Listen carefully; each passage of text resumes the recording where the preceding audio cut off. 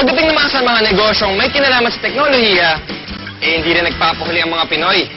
Tulad ng mga cellphone reloading station na talaga namang connect na connect sa kanilang mga sugi.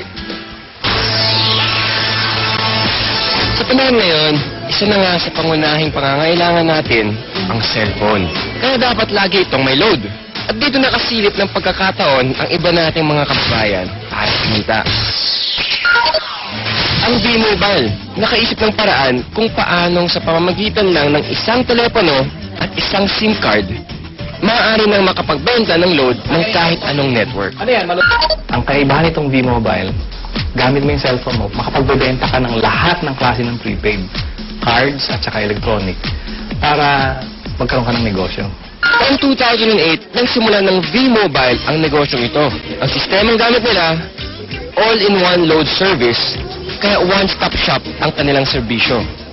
Kailangan mo rito, at least meron kang cellphone, meron kang maliit na puhunan, hindi mo kailangan ng malaki, although pwede rin maging malaki ang puhunan mo.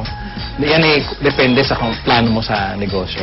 Kung gumagamit ka ng internet, napakasimple lang gagawin mo. Punta ka sa aming www.loadextreme.ph. Tapos pag nakita mo na itong website nito, diba, yung online loading, kiklik mo, lalabas dyan yung aming dialog box. I-enter mo yung account mo, papasok mo.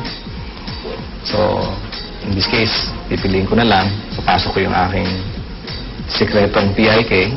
Tapos mamimili ako ng produkto. Tapos, lalagay ko yung cellphone number. Kiklik mo ngayon yung send load. Pag okay natin, yun na.